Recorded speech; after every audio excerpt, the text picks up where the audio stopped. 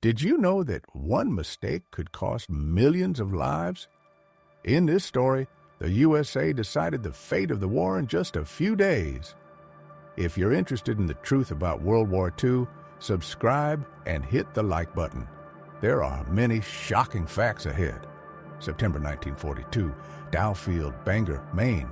Feel the bite of the Atlantic wind slicing across the tarmac. 10 young men, barely more than boys in some cases, huddle beneath the polished aluminum wings of a brand new Boeing B-17F Flying Fortress. Captain Robert K. Morgan, tall and wiry, from Asheville, North Carolina, runs a hand along the fuselage of serial number 41-24485, tracing the rivets like a tactile map of the machine that would become both their chariot and their crucible. This aircraft, added to the USAAF inventory on July 15, 1942, had just arrived at the 91st Bombardment Group that September, sparkling and new, unaware of the storms, literal and metaphorical, that awaited it. What these 10 men did not yet know was that history had singled them out. They were on the cusp of becoming the most famous bomber crew in American history, not through cinematic illusion, but through the relentless calculus of survival in a war where odds were measured in lives. Soon, they would fly their B-17 across the Atlantic to England and join the 324th Bombardment Squadron of the 91st Bombardment Group at RAF Bassingbourn. Yet before that, Morgan had promised his crew a detour, a touch of home to christen their flying fortress. They headed south to Tennessee, to a city whose name would come to embody their aircraft's identity. In Memphis, Morgan gave the bomber its name, inspired by his girlfriend, Margaret Polk. Originally, he had wanted to call it Little One, a private, tender nickname. But fate, or perhaps the movies, intervened.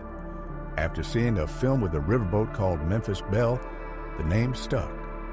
Margaret Polk, unaware, became the emblem of courage, soon to be immortalized on the nose of a bomber destined to dance with death over occupied Europe.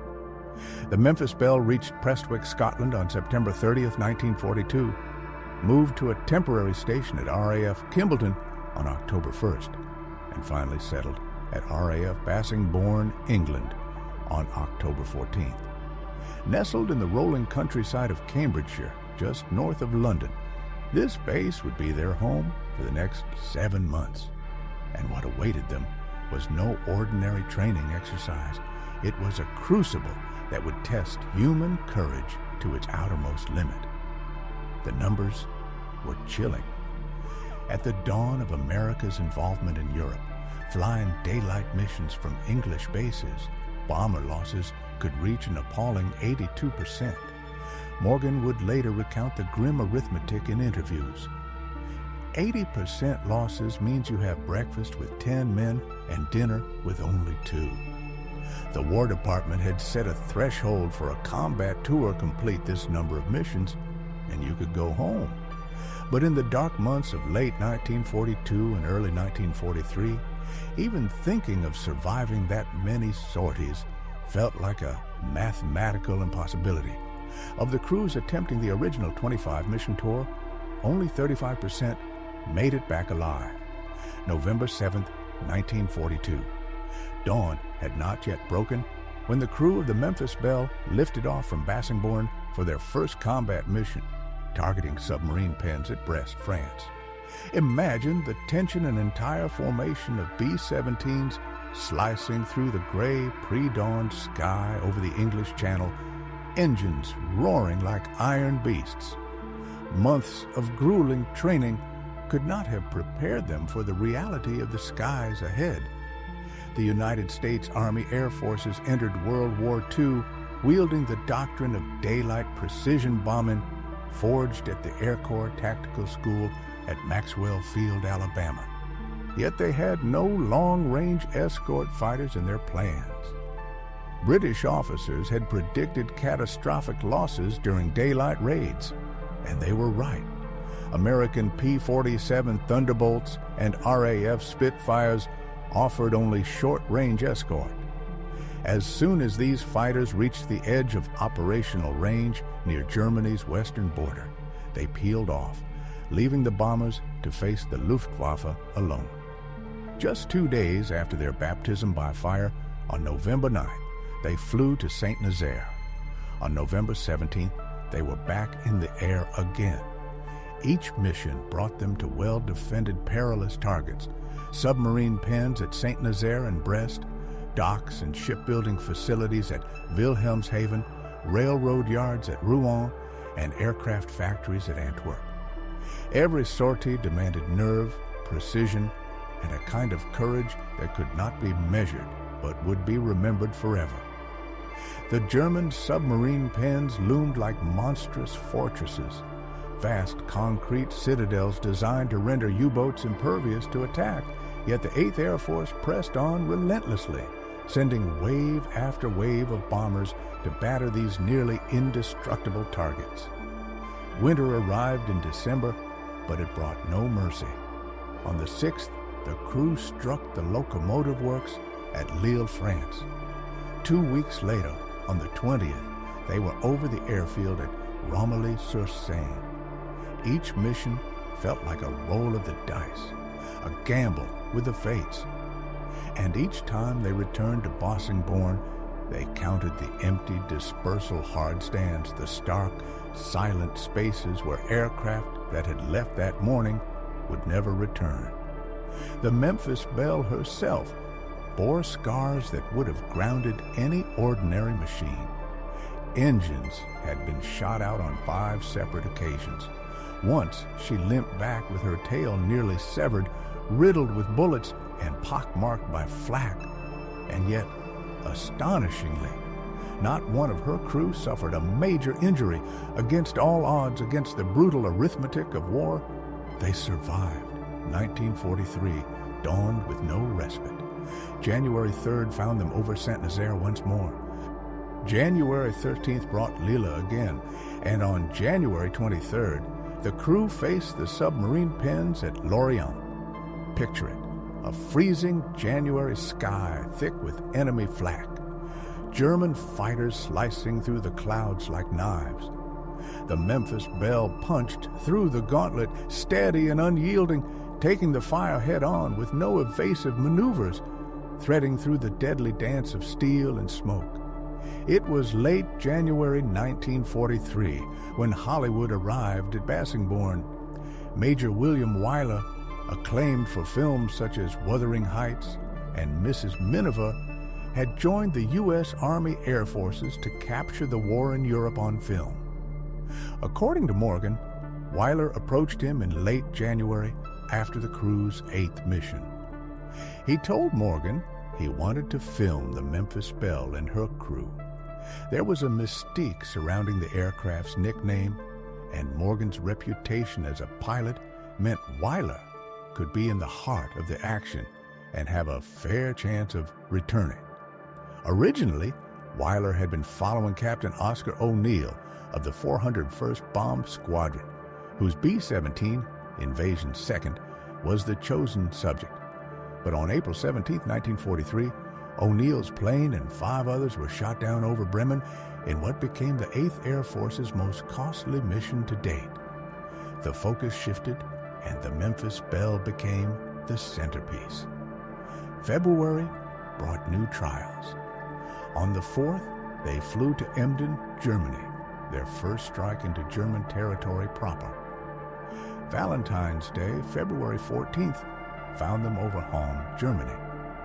2 days later, February 16th, the Memphis Belle suffered severe damage over Saint-Nazaire, forcing her into the hands of repair crews. While she was being rebuilt, Wyler filmed his first mission aboard another B-17, the Jersey Bounce, on February 26th to Wilhelmshaven. German fighters attacked ferociously, and 2 of the 91st Group's B-17s were lost. Wyler's cameras would record at least 6 more missions with Morgan's crew, not all aboard the Memphis Belle, using carefully mounted cameras in the nose, tail, right waist, and radio hatch. the cost of capturing this war was measured in human lives. First Lieutenant Harold J. Tannenbaum, a World War I veteran and one of 3 cinematographers, was killed in action when the bomber he was filming from was shot down over France on April 16th. Weiler himself suffered frostbite and lost much of his hearing for months after repeated missions into flak-filled skies. Meanwhile, the Memphis Belle's crew pressed on. March brought strikes to Lorient on the 6th, Rouen on the 12th and 13th, Wilhelmshaven on the 22nd, and back to Rouen on the 28th. April saw missions to Antwerp on the 5th, Lorient on the 16th, and the devastating Bremen raid on the 17th. May brought them to Saint-Nazaire on the 1st and Antwerp on the 4th. By mid-May 1943, the crew was nearing the threshold for completing their combat tour. Across the European skies, several bombers raced to survive and finish their missions. Their courage measured not in medals, but in sheer survival. On May 1st, 1943, a B-17F nicknamed Delta Rebel No. 2 completed 25 credited combat missions, marking the first time a B-17 in the European theater had reached that milestone. Hell's Angels, another B-17F of the 303rd Bombardment Group, would follow on May 13th. Yet neither aircraft would return to the United States for a war bond publicity tour. The Memphis Belle achieved the same feat with a crew intact, no deaths, no replacements, making her the prime candidate to be America's first bomber to fly home in triumph. Tragedy, however, shadowed Delta Rebel No. 2. On August 12, 1943, it was shot down over Gelsenkirchen, Germany, claiming 4 crewmen and sending 6 into captivity as prisoners of war. For the Memphis Belle, May 15th brought their 24th mission to Wilhelmshaven. One more mission, just one in the crew, would complete their tour. The next to last mission, as Hollywood would later depict it, occurred on that very day. Weiler, ever pragmatic, had prepared a backup plan. If the Memphis Belle were lost on the final sortie, another B-17 nearing 25 missions, Hell's Angels, would become the centerpiece for the film. May 17, 1943. The Memphis Belle took to the skies for her 25th and final combat mission, striking the massive Karaman submarine base at Lorient, France. Over the course of her 25 missions, she had flown 148 hours and 50 minutes, covering more than 20,000 combat miles. Her gunners were credited with shooting down 8 enemy fighters, claiming 5 probable kills and damaging at least a dozen more. The crew had dropped more than 60 tons of bombs across France, Germany, and Belgium. They had done it. They had beaten the odds.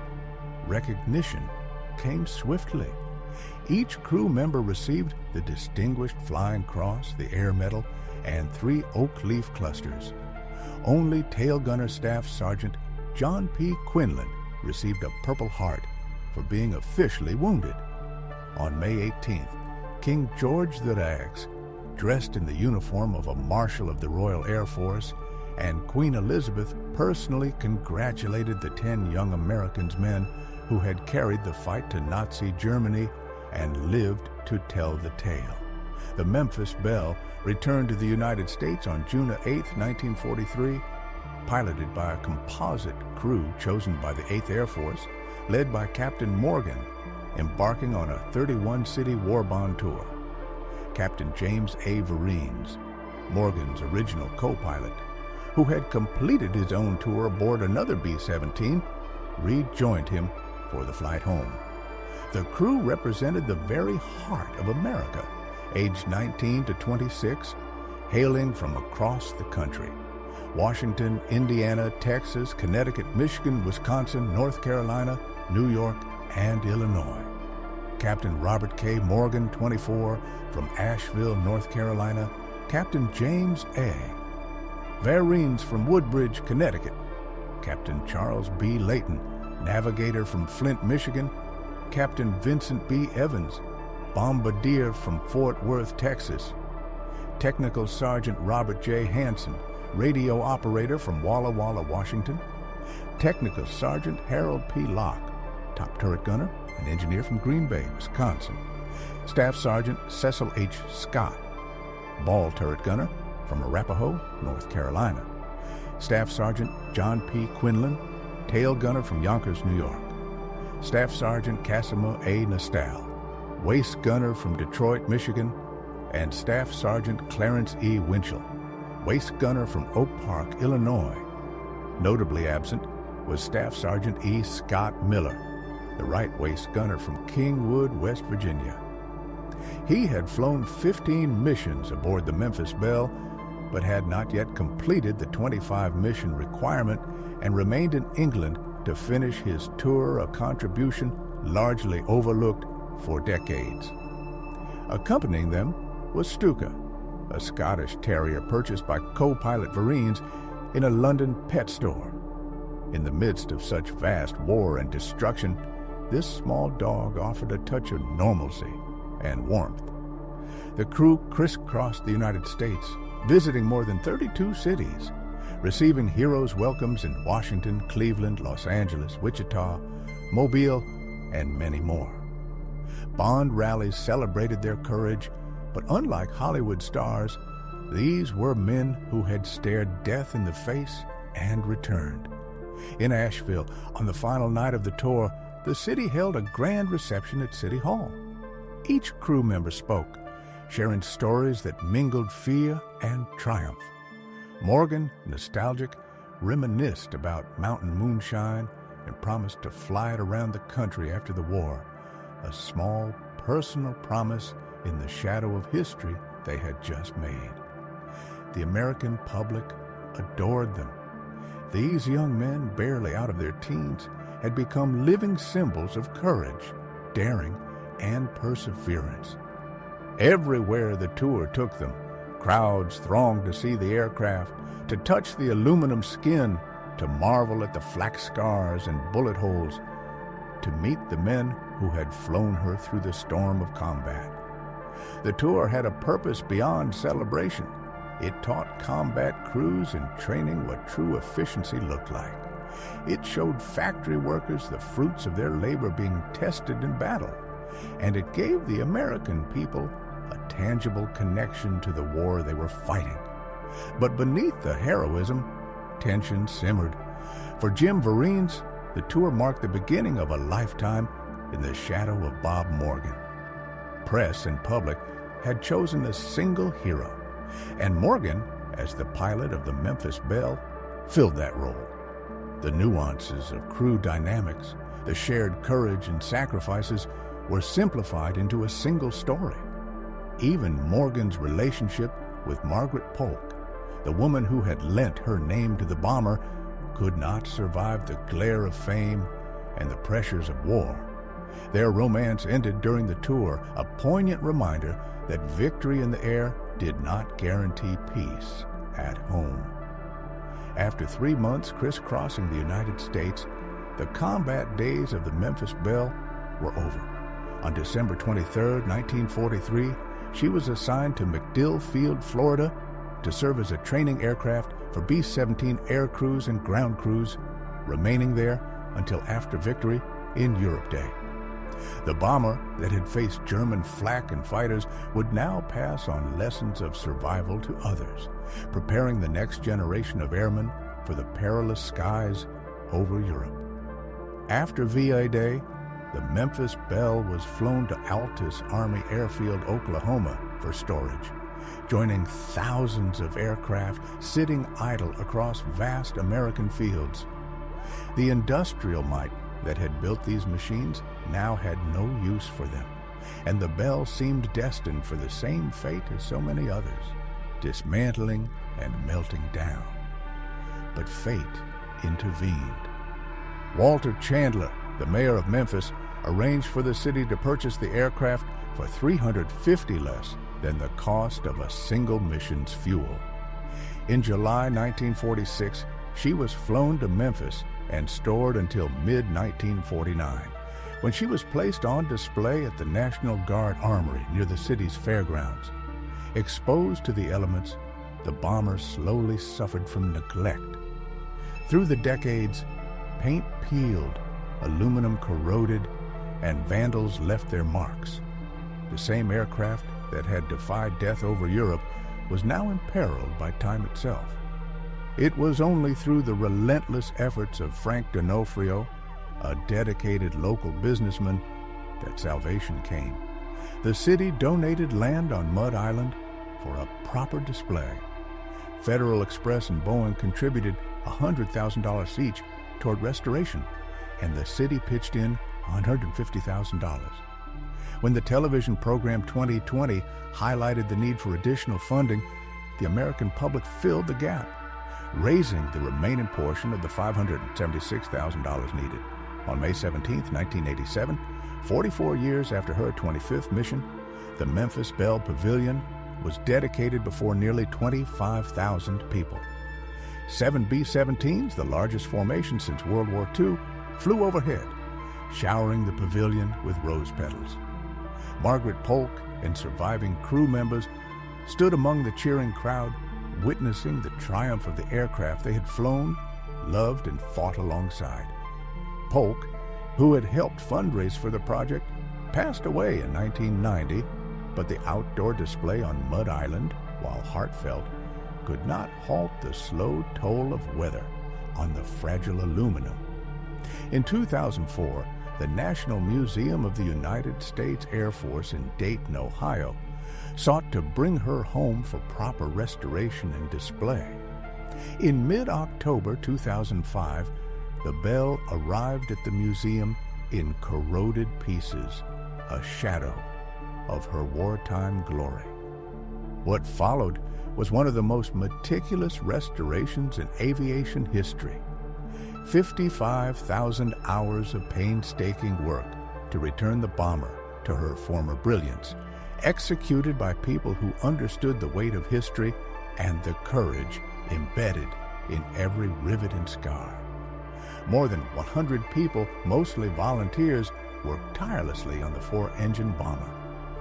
As they stripped paint from the aft fuselage, they discovered hundreds of names and personal messages etched into the aluminum over decades. Each scratch told its own story, a silent testament to the countless people who had wanted to leave their mark, to connect themselves to the legendary aircraft.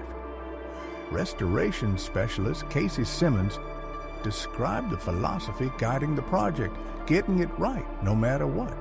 That meant fabricating even parts no visitor would ever see, like a glycol heater hidden deep inside the left wing. Every missing piece, every corroded component was painstakingly recreated. Many parts, long out of production, required craftsmen to rebuild them by hand, sometimes using only a fragment of an old part or no blueprint at all. This was not mere repair. It was the preservation of history, a resurrection of the very machine that had carried men into some of the deadliest skies of World War II. On March 14, 2018, the Memphis Belle was moved into the National Museum of the United States Air Force's World War II gallery during a private event. 2 months later, on May 7th, the 75th anniversary of her 25th mission, she was officially unveiled. Robert K. Morgan Jr. spoke with tears in his eyes, recalling the first time he saw the Belle fully restored in 50 years. His father, the legendary Captain Morgan, had flown her through peril and had spent the rest of his life ensuring she would survive, even beyond Memphis. Morgan Jr. said his father had known before he passed that the plane would be preserved in the museum, and he was profoundly glad it would finally be safe and respected. The documentary created by William Wyler remains part of the Belle's legacy. The 16mm color film, originally silent, had sound added later in Hollywood. During the War Bonds tour, the crew had recreated their own dialogue while watching the silent footage, producing audio almost indistinguishable from actual combat recordings. More than 15 hours of Wyler's footage survive in the National Archives. In 2016, documentary filmmaker Eric Nelson discovered 34 reels of raw footage there. With careful restoration, he rebuilt the damaged frames and produced The Cold Blue, a 90-hour compilation cut into a new documentary capturing the crew's wartime reality. The Memphis Belle crew went on to live full civilian lives, though the memories of combat set them apart forever. Robert K. Morgan was hospitalized on April 26, 2004, after falling outside Asheville Regional Airport, suffering a fractured vertebra, and died a few weeks later on May 15th from complications. James A. Vereen's passed on March 3, 2003.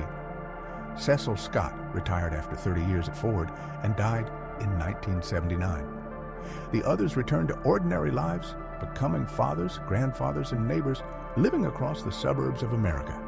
Yet the story of the Memphis Belle transcends one crew, one plane, or even one city.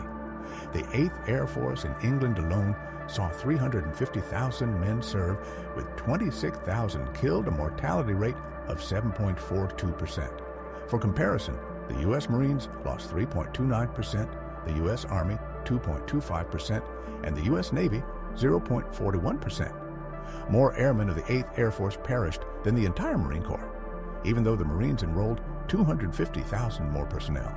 Measured strictly by aircrew, 210,000 men faced a staggering 12.38% casualty rate, with 21,000 captured as prisoners of war. Of the 250,000 aircrew who flew bomber missions, 58,000 became casualties, 18,000 killed, 6,500 wounded, and 33,500 missing. In those early perilous months of 1943, a bomber crewman had roughly a 1 in 4 chance of surviving a tour odds as unforgiving as flipping a coin twice and hoping for heads both times. The Memphis Belle crew had defied these odds more than 24 times. Some missions were catastrophes. August 1943's Ploesti raid cost 30% of the bombers, and the October Schweinfurt mission saw 28% losses. After Schweinfurt, deep strikes into Germany were suspended until long-range P-51 fighter escorts became available. The P-51 Mustang finally changed the calculus of survival. When the Allison engine was replaced with the British Rolls-Royce Merlin, creating the P-51BC, it gave bomber crews a fighter capable of accompanying them to the heart of Germany. Had the P-51 arrived sooner, thousands of airmen might have lived.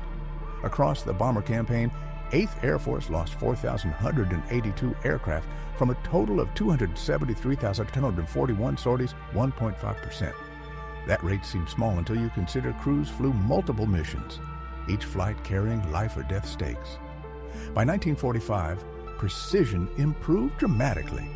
Crews delivered nearly 60% of their bombs within 1,000 feet of the target, almost 4 times better than in 1943. The strategy evolved, the missions succeeded, but always at a cost. Morgan recalled no easy flights, no milk runs. Every sortie had demanded courage, endurance, and a measure of luck as unforgiving as the flak-strewn skies themselves.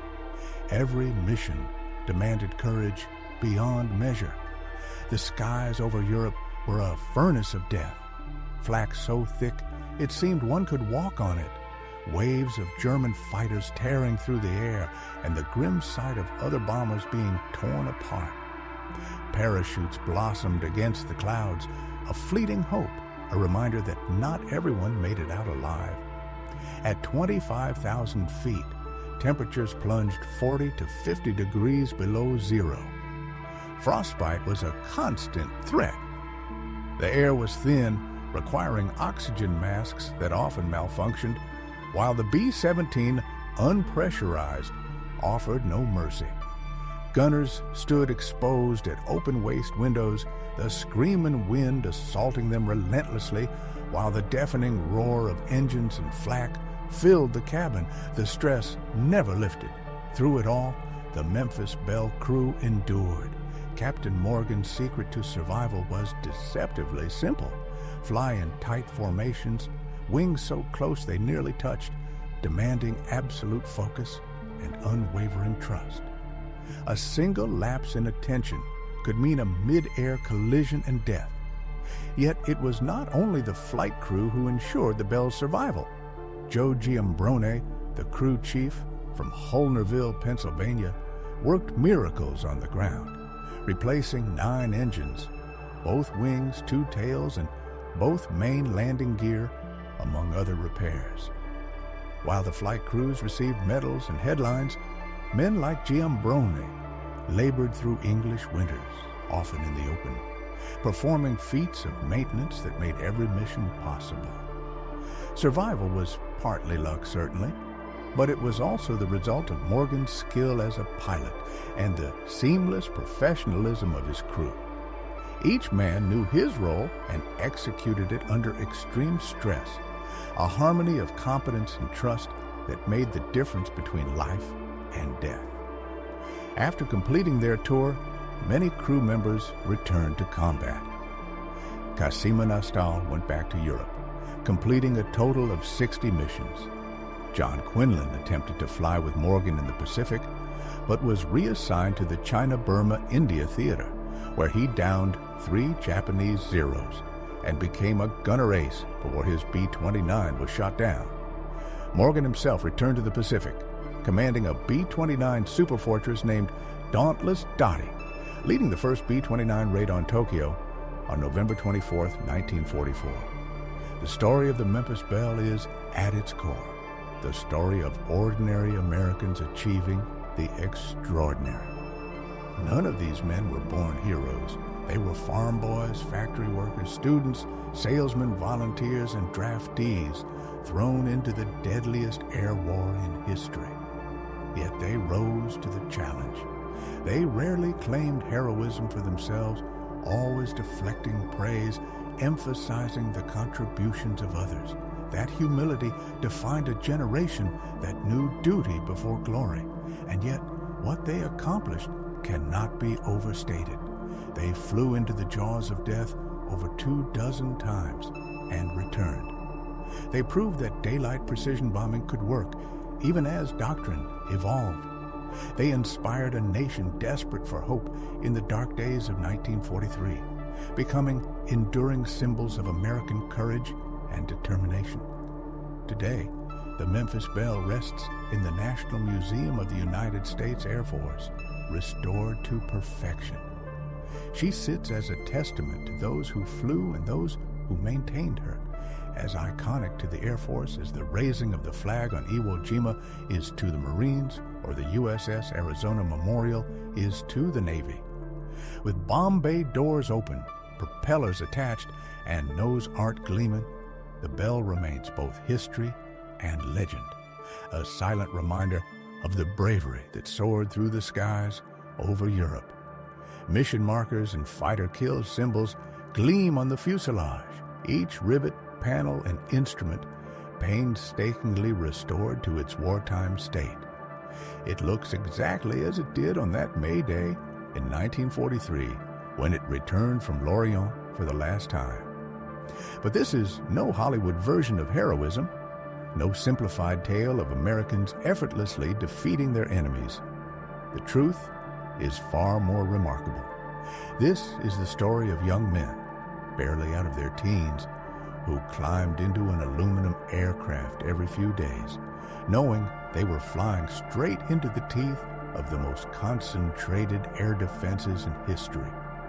Men who understood the statistics, that the odds were stacked against them, that survival was far from guaranteed, and yet did it anyway because it had to be done.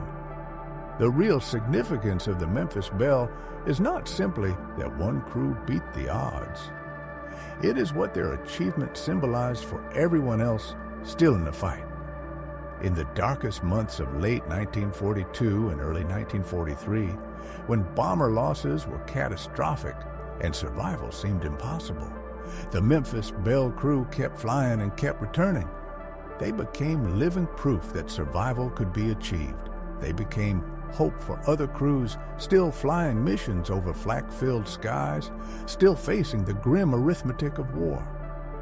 When the crew completed their combat tour and returned to the United States, they carried that hope with them. At every Bond rally, factory, and training base, they were evidence that American air power could penetrate the heart of Nazi Germany and return home. They were, in the most literal sense, flying propaganda, but propaganda rooted in reality. The Memphis Belle stands as a memorial to all who served in the strategic bombing campaign. This aircraft survived missions when survival seemed statistically impossible. She carried 10 men through the fiercest anti-aircraft fire and fighter opposition in history, bringing them all safely home. The crew did not think of themselves as heroes, but they were, and the Belle, beautifully restored and honored, ensures their story will never be forgotten. Visitors to the National Museum of the United States Air Force, walking past this aluminum bird restored to its 1943 configuration, are seeing far more than a plane. They are encountering a symbol of courage, sacrifice, and the terrible cost of freedom. They should remember that this aircraft represents thousands of other bombers that did not survive, and tens of thousands of airmen who died over Europe. They should remember the courage required to climb into these aircraft day after day, knowing the odds, and doing it anyway because it was their duty. The legacy of the Memphis Belle extends far beyond World War II. It shaped American perceptions of air power, strategic bombing, and the men who fly into danger. It became part of the American story, a chapter in the narrative of the greatest generation. It inspired books, films, documentaries, and countless articles, capturing imaginations in 1943 and continuing to do so today. The aircraft itself is one of only a handful of B-17Fs still in existence.